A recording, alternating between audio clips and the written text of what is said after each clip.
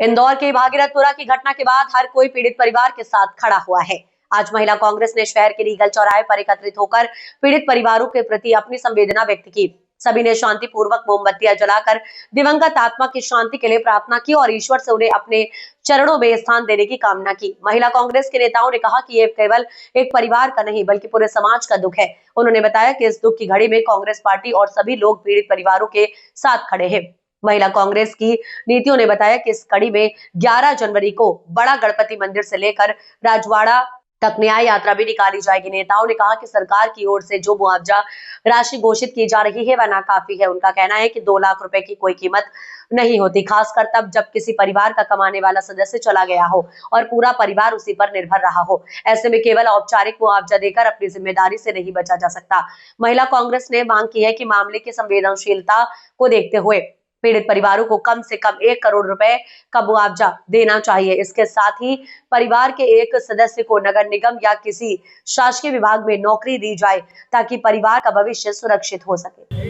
आज किस तरह का आयोजन था महिला कांग्रेस? आज हम लोग सब पूरी महिला कांग्रेस यहाँ इकट्ठी हुई है क्योंकि हम लोग जो इंदौर में जो पिछले टाइम समय पे जो दुखद घटनाक्रम हुआ है उन सभी मृतकों को, भागीरथपुरा के सभी मृतकों को श्रद्धांजलि देना है। बाकी प्रदेश के कहाँ पर ये आंदोलन? पूरे प्रदेश में 55 जिलों में पूरी महिला कांग्रेस एक साथ 6 बजे सभी लोगों ने कैंडल मार्च करा और सभी ने श्रद्धांजलि दी है क्योंकि हम लोग मतलब इंदौर ही नहीं पूरे प्रदेश की हर महिला, हर बुजुर्ग और हर एक बच्चा इस दुखद घटना से बहुत दुखी है। तो हमारी संवेदना उनके साथ में है और हम लोगों ने इसलिए उनको श्रद्धांजलि देने के लिए कैंडल मार्च लगाया। कुछ ऐसे लोगों की जान गई जो बाहर के जिलों से यहाँ आए थे, किसी का मेहमान, और उनने दूषित पानी पिया उन्हें, लेकिन सरकार पीड़ित नहीं मान रही है। पीड़ित नहीं मान रही है। अगर धार जिले से कोई आया यहाँ पे अगर उसकी मृत्यु हो गई आपके दूषित पानी पीने से तो वो है तो यहीं का इंदौर जिले का, मध्य प्रदेश का, तो जवाबदेही बनती है सरकार की कि उस परिवार को भी मुआवजा मिलना चाहिए। आगे किस तरह का आंदोलन? आगे हम लोग 11 तारीख को एक बहुत बड़ा आंदोलन करने वाले हैं। पूरी कांग्रेस मिलके, हमारे कांग्रेसी हर विंग्स, महिला कांग्रेस, मेन कांग्रेस, सेवा दल और हर प्रकोष्ठ के सभी लोग यहाँ इकट्ठे होंगे और हमारा शीर्ष नेतृत्व भी आ जाएगा यहाँ पे। तो हम एक बहुत बड़ा जी बिल्कुल आपको बता दिया जाएगा, आजकल में आएंगे वो तो बता देंगे हम उनको।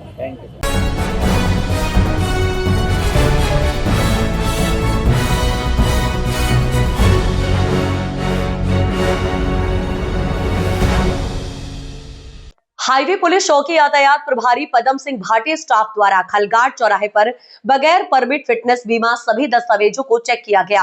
ड्राइवर के बैच नंबर, बस स्टाफ के ड्रेस पहनने की हिदायत दी गई। बगैर दस्तावेजों बसों पर चलानी कार्यवाही की गई। यातायात प्रभारी पदम सिंह भाटी द्वारा हिदायत दी गई कि आगे से बसों में सारे दस्तावेज रखे जिससे बसों में सफर कर रहे यात्रियों को किसी प्रकार की असुविधा ना हो। ये कार्यवाही निरंतर आगे भी चलती रहेगी।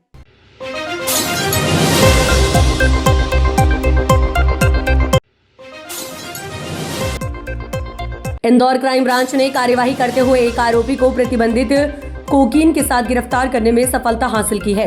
पकड़ा गया आरोपी लॉयन नाम से अवैध मादक पदार्थ कोकीन 50 से अधिक जिम में आने वाले और नए साल में पबों में सप्लाई कर चुका है। दरअसल इंदौर क्राइम ब्रांच को मुखबरी से सूचना मिली थी कि एमपी टूरिज्म के पास एक व्यक्ति संदिग्ध खड़ा हुआ है, जिसको देखते हुए पुलिस ने घेराबंदी कर एक व्यक्ति को पकड़कर पूछताछ की तो उसने अपना नाम अरशद होना बताया, जिसकी तलाशी लेने पर 10 ग्राम कोकीन होना पाई, जिसकी कीमत करीबन 3,80,000 रुपए बताई जा रही है। आरोपी ने पूछताछ में बताया कि नाइजीरिया से कोकीन बुलवाई जाती थी, जो कि जिम में आने वाले लोगों और पबों बारों में सप्लाई करने का काम करता था। बहरहाल पकड़ा गया आरोपी के नाइजीरियन से संबंधित होने की बात भी सामने आ रही है। आपकी जानकारी में होगा कि कमिश्नर सर द्वारा लगातार मादक पदार्थों के विरुद्ध युद्ध स्तर का अभियान छेड़े जाने की बात कही जाती है और क्राइम ब्रांच को ऐसे निर्देश भी हैं। हमारी 6 से 7 टीमें लगातार अवैध मादक द्रव्य के खिलाफ लगातार लगी रहती हैं। पिछले वर्ष भी हमने काफ़ी मात्रा में अवैध मादक पदार्थ पकड़े। इस वर्ष एक नए मादक पदार्थ अभी 2 दिन पहले पकड़ा गया है, कोकीन नाम का, और ये जो है इसमें विशेष तौर पर ये हाई क्लास के लोगों में और जो बिजनेस क्लास के लोगों में उसमें ज़्यादा ये प्रचलित है ये। और अभी हमें एक सूचना मिली कि एक व्यक्ति है जिसको लायन नाम से भी जानते हैं, उसका नाम तो अरशद शेख है, खजराना थाना क्षेत्र का रहने वाला है।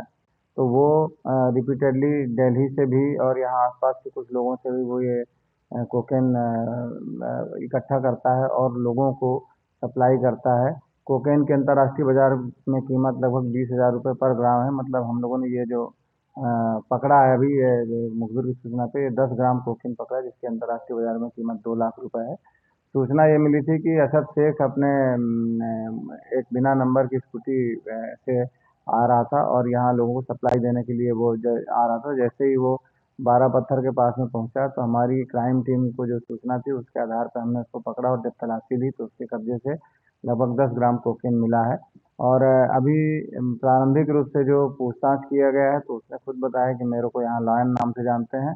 दूसरा पॉइंट ये बताया उसने कि करीब यहाँ पे 40-50 ऐसे लोग हैं जिनको वो रेगुलर सप्लाई कर रहा है।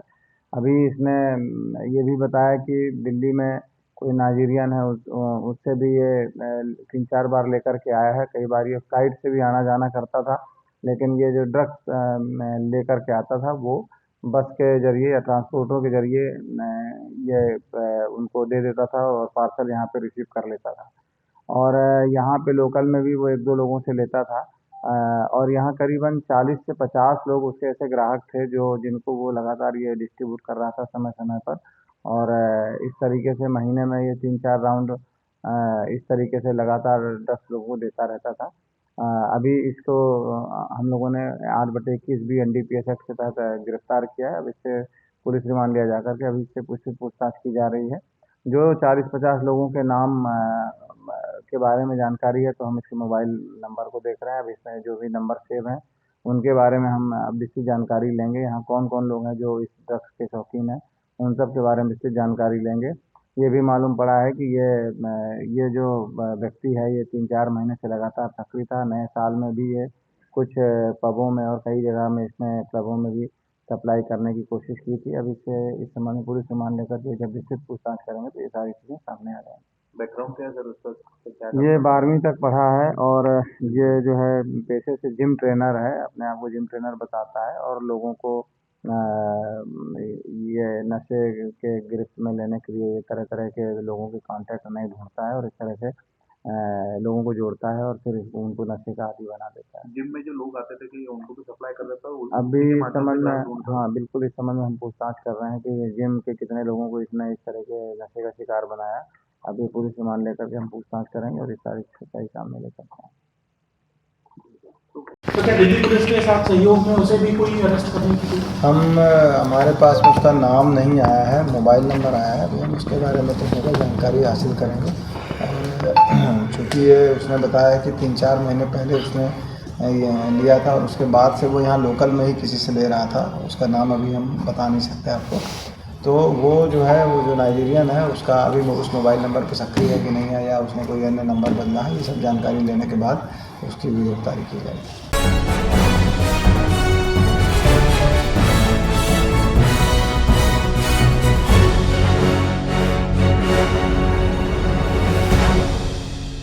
बड़ी खबर इस वक्त की आपको बता दें, इंदौर नगर निगम से जुड़ी बड़ी खबर सामने आ रही है। दिव्यांग भर्ती 2024 को लेकर चयनित अभ्यर्थियों का सब्र जवाब देने लगा है।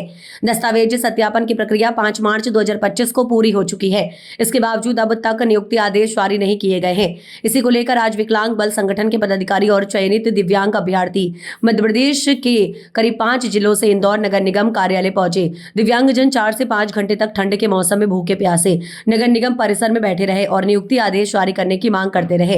मौके पर विकलांग बल संगठन के राष्ट्रीय उपाध्यक्ष हेमंत कुशवाहा, प्रदेश संगठन मंत्री भरत मुनिया, संभाग प्रभारी संतोष अंसारी, धार जिले के पूर्व जिलाध्यक्ष रामलाल डिंडोर, अध्यक्ष मुकेश चौहान, जिला प्रचार मंत्री दीपक मानवे सहित अन्य पदाधिकारी और बड़ी संख्या में दिव्यांगजन मौजूद रहे। लंबी प्रतीक्षा के बाद संगठन अपनी मांग पर अडिग रहा और दूसरी बार नगर निगम में उपस्थित पदाधिकारी निर्देश को ज्ञापन सौंपा गया।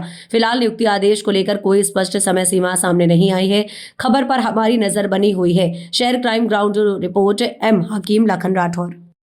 थोड़े नारे वाले भारत माता की जय, भारत माता की जय, वंदे मातरम, वंदे मातरम, दिव्यांग एकता जिंदाबाद, दिव्यांग एकता जिंदाबाद। हमारी मांगे क्या दीवान है आपकी, क्या मांग के लिए आए हैं?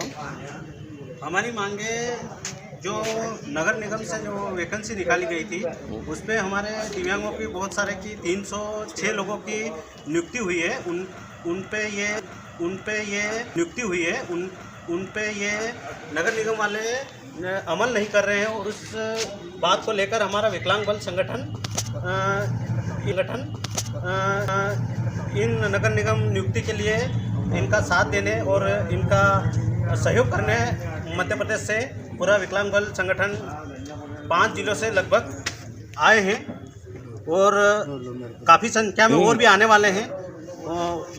बढ़ते जा रही है संख्या हमारी और अगर ये अधिकारी हमारी अगर नहीं सुनते हैं तो शाम तक और भी ज़्यादा भीड़ रहेगी और हमारा प्रदर्शन निश्चित समय तय रहेगा। और हमारे भाई लोगों की नियुक्ति नहीं होती तब तक हम नियुक्ति। आप निगम से मिले, क्या आश्वासन दिया उन्होंने, क्या कहा आपसे?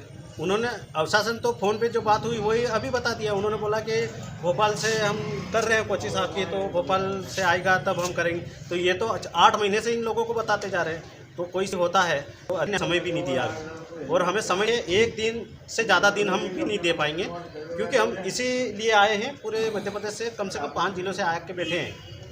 तो और हमारी स्थिति आप देख सकते हो कि किस तरह से हम तकलीफ देख के यहाँ तक पहुँचे हैं। तो क्या अभी आपने कि इन लोगों की 6 लोगों के नियुक्ति इनको तुरंत जाए। 8 महीने को जा रहे इस बार हम ये है कि इनको नियुक्ति दी जाए। क्या इस संबंध में आपने कोई संवैधानिक कार्रवाई की है? कोर्ट वगैरह में भी केस दायर किया है? हाँ, कोर्ट में भी केस दायर किया था। वहाँ से उन्होंने भी इनको आदेश दे दिया लेकिन ये अमल नहीं कर रहे उस पर भी। अच्छा, वो आपने आदेश आपकी कॉपी में से लगाया है? जी बिल्कुल है, हमारी में है। कलेक्टर साहब नाम मेरा भरतलाल प्रदेश संगठन मंत्री विकलांग बल से।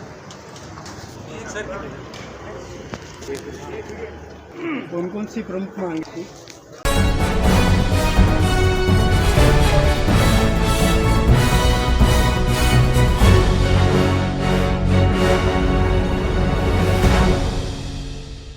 बदनावर में 7/1/2026 को पिटगारा गांव में 4 लेन सड़क परियोजना से जुड़ी कंपनी द्वारा सड़क सुरक्षा को लेकर एक व्यापक जागरूकता कार्यक्रम का आयोजन किया गया। कार्यक्रम का मुख्य उद्देश्य ग्रामीण क्षेत्रों में बढ़ती सड़क दुर्घटनाओं को रोकना एवं लोगों को यातायात नियमों के प्रति जागरूक करना है। इस कार्यक्रम में cube safety manager Shri Vivek Sharma ने ग्रामीणों को सड़क सुरक्षा के महत्व पर विस्तार से जानकारी दी। कार्यक्रम में गतिमान इंफ्रास्ट्रक्चर के असिस्टेंट मैनेजर श्री वकील अहमद तथा control room officer Ankit Singh Thakur भी उपस्थित रहे। उन्होंने बताया कि 4 लेन हाईवे पर तेज गति और लापरवाही के कारण दुर्घटनाओं की संभावना अधिक रहती है। ऐसे में छोटे छोटे सुरक्षा उपाय भी बड़े हादसों को रोक सकते हैं। रोड पेट्रोलिंग टीम की RPO Abhay Singh, Rajawat patrolling staff Natwar Singh एवं लोकेंद्र चांडाल ने बदनावर सब्जी मंडी परिसर में निकलने वाले ट्रैक्टर, ट्रॉली, ट्रक एवं अन्य वाहनों के पीछे रिफ्लेक्टिव ट्रैप लगाए। अधिकारियों ने बताया कि कई ग्रामीण वाहनों में इंडिकेटर, रिफ्लेक्टर अथवा रेडियम चिन्ह नहीं होते, जिससे रात के समय पीछे से आने वाले वाहनों को उन्हें पहचानने में परेशानी होती है और दुर्घटनाओं का खतरा बढ़ जाता है। कार्यक्रम के दौरान ग्रामीणों एवं वाहन चालकों को हेलमेट पहनने, सीट बेल्ट लगाने, ओवर स्पीड से बचने, गलत साइड वाहन न चलाने तथा रात में वाहन चलाते समय लाइट व रिफ्लेक्टर का विशेष ध्यान रखने की समझाइश दी गई है। कंपनी अधिकारियों ने सभी से अपील की है कि वे स्वयं सुरक्षित रहें और दूसरों को भी सड़क सुरक्षा नियमों का पालन करने के लिए प्रेरित करें। इस अवसर पर बड़ी संख्या में स्थानीय ग्रामीण एवं वाहन चालक उपस्थित रहे। कार्यक्रम के अंत में सभी ने सड़क सुरक्षा नियमों का पालन करने का संकल्प लिया। टोल के पास भीषण सड़क हादसा, डंपर ने बाइक को मारी टक्कर। धामनोद थाना क्षेत्र अंतर्गत राव कलघाट 4 लेन पर कलघाट टोल टैक्स से करीब 500 मीटर आगे एक भीषण सड़क हादसा हो गया। यहाँ डंपर वाहन क्रमांक MP20ZM9763 ने पीछे से बाइक क्रमांक MP10ZA3520 को जोरदार टक्कर मार दी। टक्कर इतनी भयावह थी कि बाइक सवार दोनों युवक सड़क पर दूर जा गिरे और गंभीर रूप से घायल हो गए। हादसे के बाद मौके पर अफरा तफरी मच गई और बड़ी संख्या में लोग घटनास्थल पर एकत्र हो गए। प्राप्त जानकारी के अनुसार घायलों की पहचान बाबू पिता काशीराम धनगर निवासी ग्राम निमरानी एवं नीलेश राठौर निवासी ठीकरी के रूप में हुई है। दोनों युवक अपने एक दोस्त के लिए मोबाइल खरीदने धामनोद जा रहे थे। घटना के बाद वकीलों की मदद से घायलों को एक आर्टिका कार के माध्यम से धामनोद के सामुदायिक स्वास्थ्य केंद्र लाया गया, जहाँ डॉक्टरों ने बाबू का प्राथमिक उपचार कर हालत गंभीर होने पर उसे इंदौर रेफर किया। वहीं नीलेश को निजी अस्पताल ले जाया गया। फिलहाल हादसे की सूचना धामनोद थाना पुलिस को दे दी गई और पुलिस द्वारा मामले की जाँच की जा रही है। युवकों को लेकर आप आए हो, क्या है पूरा मामला? सर, ये गाड़ी से धामनोद आ रहे थे फ़ोन लेने के चक्कर में। और फ़ोन लेने के चक्कर में आ रहे थे तो टोल से आगे घटी घटना में ये हुआ है कि कंटेनर वाला आया, कंटेनर वाले ने गाड़ी दबाई और इनकी गाड़ी को क्रैश करा और ये ठुका के दूसरी गाड़ी में वो हो गए। क्रैश हो गए और इनको चोट गंभीर आई। तो मैंने एम्बुलेंस को फ़ोन लगाया था, एम्बुलेंस आने में लेट हो गई, तो फिर ये आर्टिका लेके हम लेके आएंगे।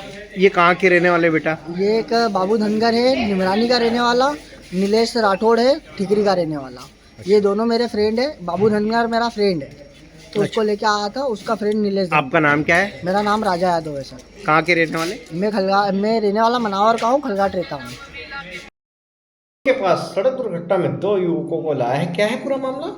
हाँ, 2 युवकों को लाया गया है एक्सीडेंट के बाद में, जिसमें से एक का नाम बाबू धनगर है, उसकी हालत थोड़ी सी क्रिटिकल हो रही है, जिसका प्राथमिक उपचार करने के बाद में उसको एमवाई रेफर किया जा रहा है। और दूसरा जो पेशेंट है नीलेश, वो भी थोड़ा सा सीरियस है, उसको भी प्राथमिक उपचार के बाद में एमवाई रेफर किया जा रहा है। मैम कहाँ के लोग हैं, कौन है, क्या है? ये ठिकरी के रहने वाले हैं और एक निमरानी का है। निमरानी का रहने वाला। जी, आपका शुभ नाम? डॉक्टर रश्मि सोलंकी।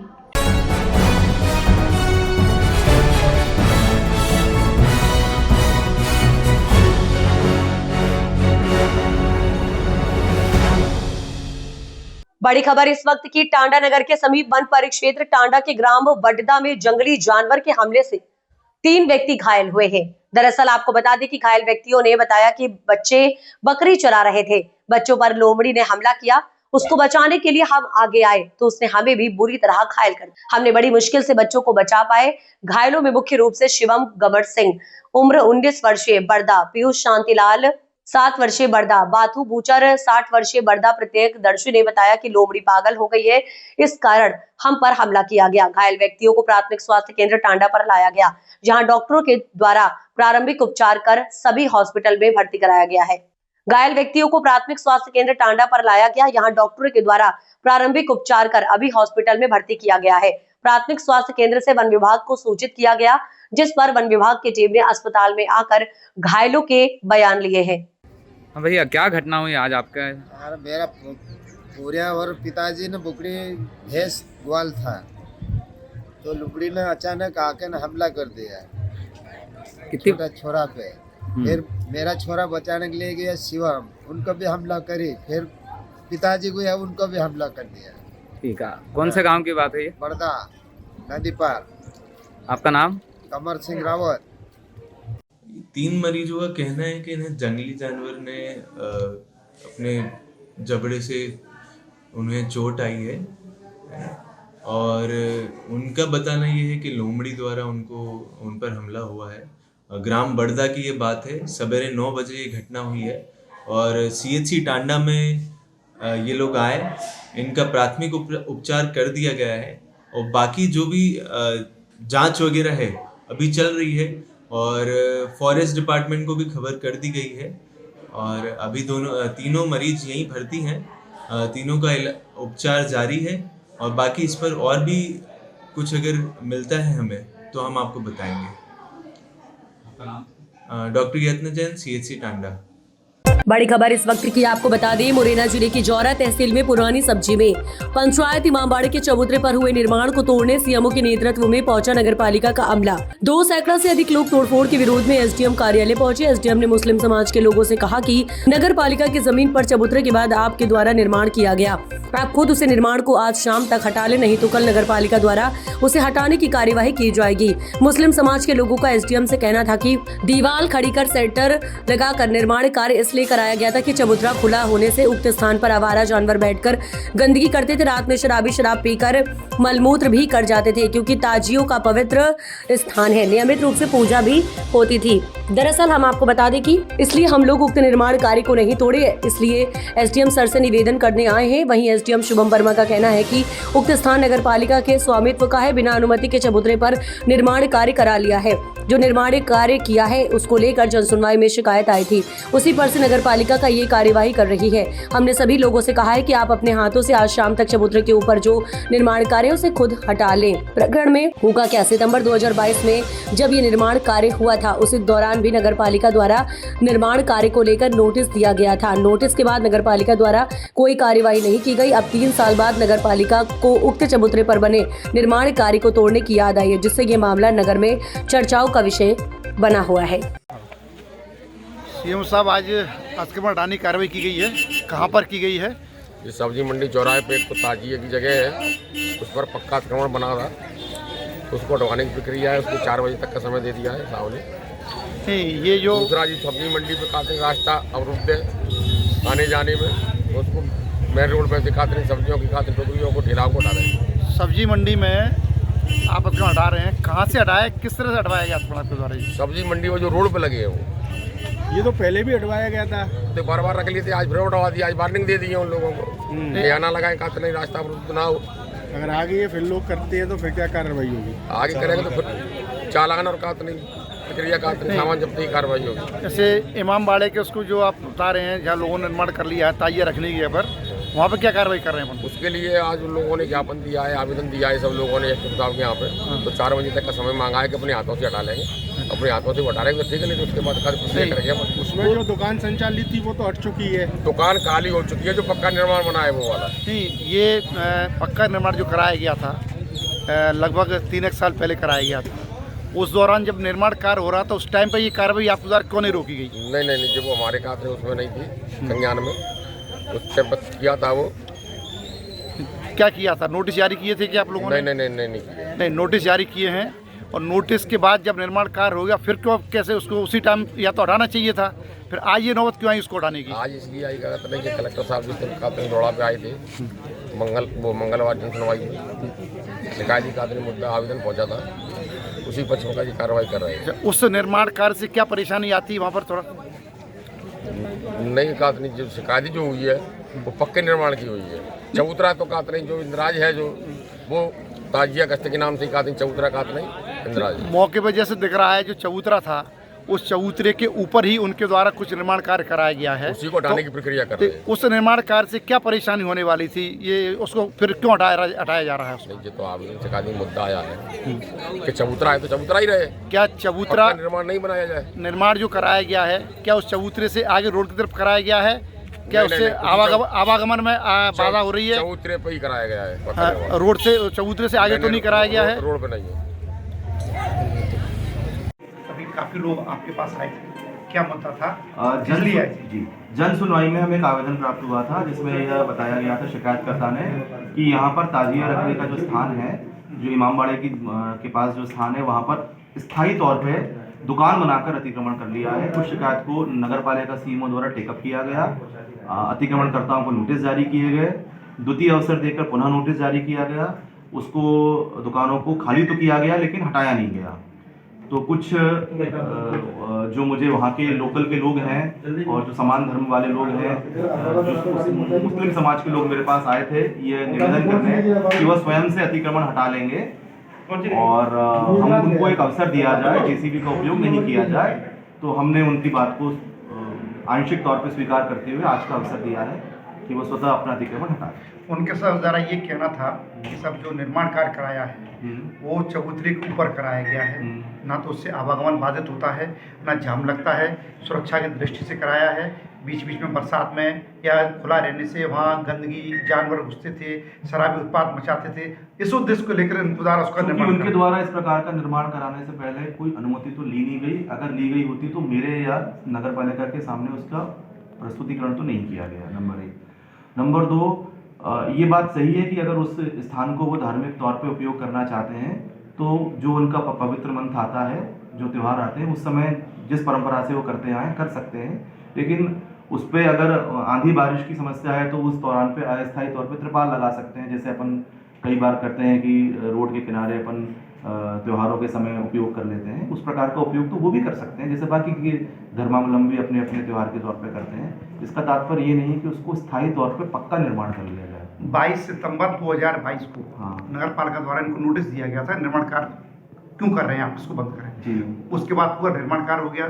3 साल से नगर पालिका चुपचाप बैठी थी, ऐसी क्या मजबूरी अब आगे नगर पालिका की, अब उनको ये तोड़ने की बात कर रहे हैं? चूंकि उस समय तो पदस्थ नहीं था, किंतु अगर उस समय उन पे कार्रवाई हो जाती या वो रुक जाते तो दोनों पक्षों के लिए आसान रहता। जो समाज के लोगों के लिए भी ये ठीक रहता कि उनको थोड़ा सा तो उनकी धार्मिक भावनाओं पे कुछ इस प्रकार की बात नहीं आती, उनको भी उस समय रुक जाना चाहिए था। साथ ही साथ नगर पालिका को भी उस समय अगर तभी रुकवा देते तो आज, क्योंकि कोई स्थायी अतिक्रमण होने के बाद खासकर धार्मिक क्षेत्र पर उसको हटाने में थोड़ी मशक्कत तो आती ही आती है। तो ये विवाद की स्थिति नगर पालिका की ढीलेपन से बनी है, क्या वो लोग दोषी नहीं है इस मामले में?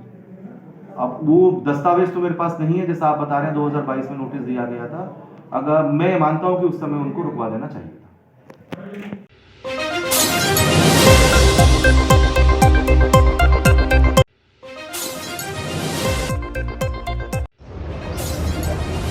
इस वक्त की बड़ी खबर आ रही है बड़वानी जिले से। बड़वानी जिले के पलसूद में पुलिस ने 500 रुपए के नकली नोटों के साथ 2 आरोपियों को किया गिरफ्तार।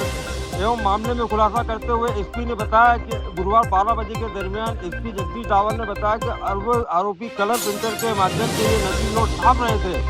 पलसूद पुलिस के द्वारा घेराबंदी कर इनकी स्कॉर्पियो को रोककर तलाशी लेने पर हजारों रुपए के 500 रुपए के नकली नोट बरामद किए गए हैं। वहीं इस बड़ी कार्रवाई में पुलिस की पूछताछ में और भी बड़ा खुलासा होने की उम्मीद है।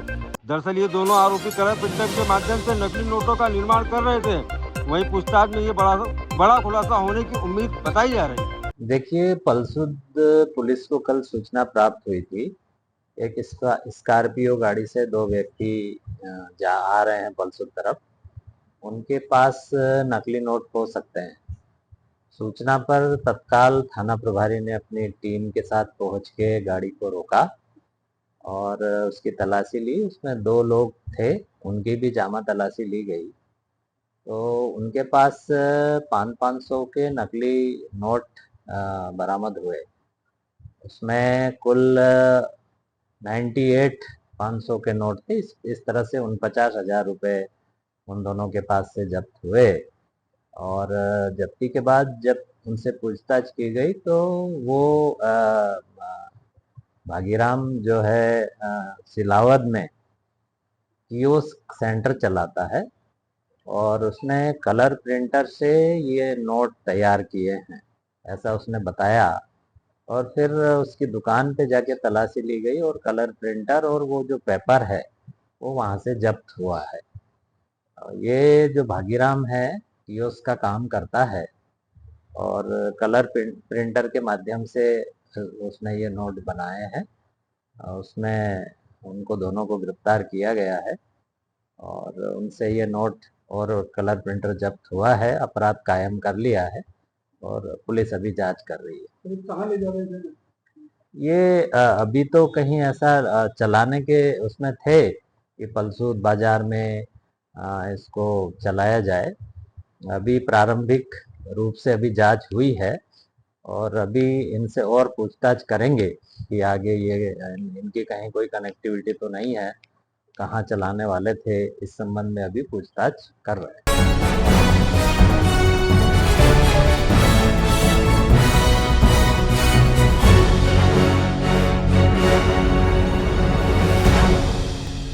उज्जैन सहित पूरे जिले भर में पूर्व में घटित चाइनीज मांझे से गला कटने की गंभीर दुर्घटनाओं को दृष्टिगत रखते हुए आगामी मकर संक्रांति पर्व के दौरान संभावित खतरे को रोकने के लिए नागदा पुलिस पूर्णतया सतर्क मोड पर है।